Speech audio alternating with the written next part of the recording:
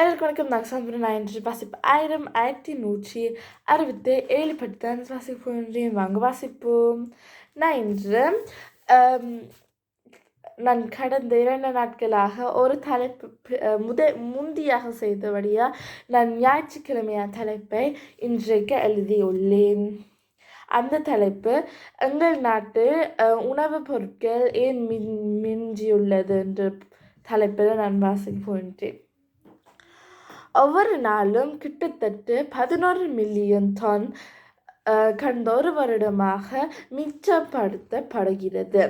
சில பழங்களோ மரக்கறிகளோ அழுகி போய் உடைந்ததாகவோ இருந்தால் எரிவது வாய்ப்புகள் அதிகம்.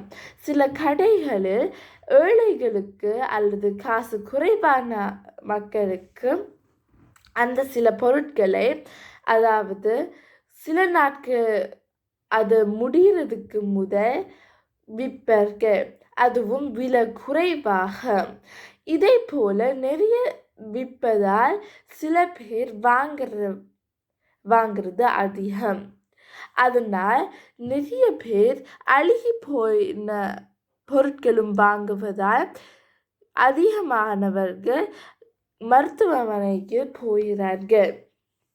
ஏனெனில் ஜெர்மனில் நிறைய மிச்சப்படுத்துகிறது என்று கூறலாம்.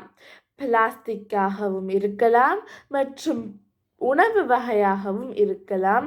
எல்லா வகை பொருட்களிலும் எல்லாம் மிச்சப்படுத்துகிறது. நன்றி நண்பர்களே.